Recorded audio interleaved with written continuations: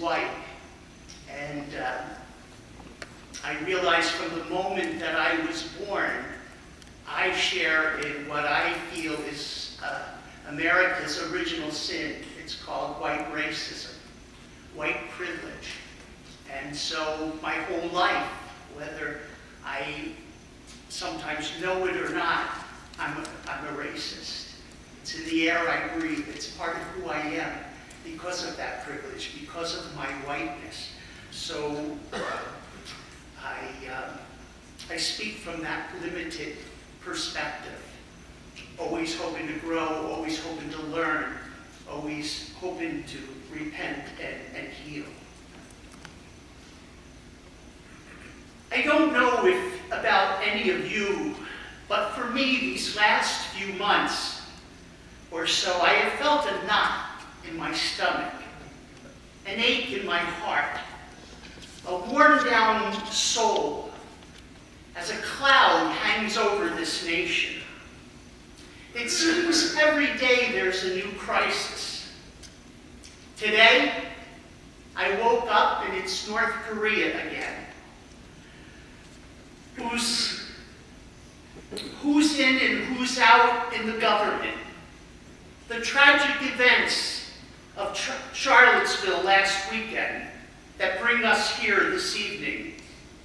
I can't imagine what those words shouted out by white supremacists, the Ku Klux Klan and other hate groups must have felt like to blacks, the black people praying, and the Jewish people and Jewish ears.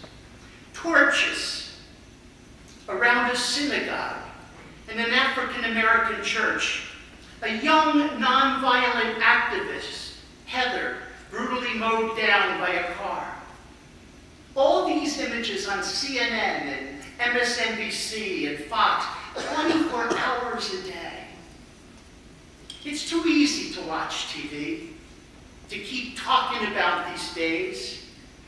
The Reverend Wilton Gregory, an American, or the Roman Catholic Bishop of Atlanta, released a statement to the American Catholic bishops, because we don't have the greatest history on some social issues. And we don't have a great history going way back. We seek a lot of forgiveness, and we still have a lot of work to do. But he said that to his fellow bishops in the United States, to remain silent means you approve of these acts. And I don't think he just says that to bishops.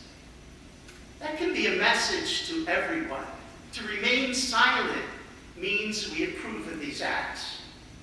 We can no longer be silent when God's poor are being neglected, the sick, the homeless, the illiterate, the marginalized are being left out in this country. Where we make America first means me first. My fear is that if we don't speak out, and if we don't act, the events of last week will just become the latest on an endless timeline that includes the deaths of Michael Brown, of Eric Gardner, of Trayvon Martin, and others. Attacks on religious institutions like the Emmanuel African Methodist Episcopal Church in Charleston, South Carolina, the Dar al-Farouk Islamic Center in Bloomington, Minnesota, the desecration of temples and cemeteries, the ongoing state and federal attempts to disenfranchise minority voters, and the list goes on and on. When it comes to anyone who's classified as other in our communities, the same crises keep happening and happening and happening until we're all implicated. It seems like we're not going to get any moral witness from Washington.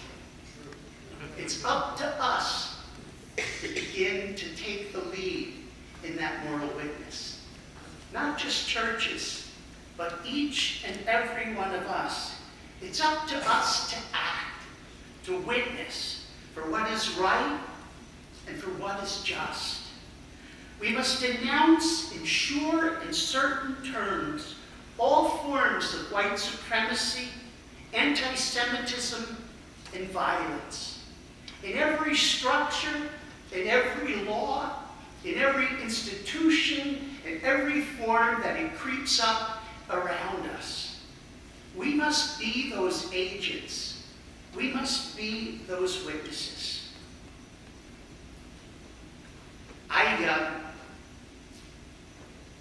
For me to quote the Archbishop of Philadelphia, my parishioners would know that. I'm not always a big fan of his, but this week he said something I was very proud of. I don't know him, but I realized he's a Native American Indian. And he said, racism is a poison of the soul. It's the ugly original sin of our country, and an illness that is never fully healed. Blending it with the Nazi salute, the relic of a regime that murdered millions, compounds the obscenity. Thus, the wave of public anger about white nationalist events in Charlottesville this weekend is well warranted.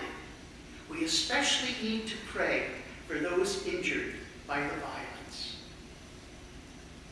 My knot in my stomach is a little lighter this evening, seeing all of you gathered here tonight.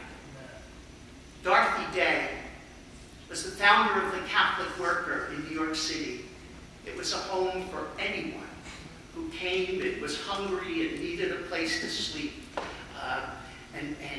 Dorothy was there, and her Catholic Worker homes are still to this day all throughout the city. She's long gone. But may her words be our prayer and our challenge this evening. No one has a right to sit down and feel hopeless. There's too much work to do. So let us rise.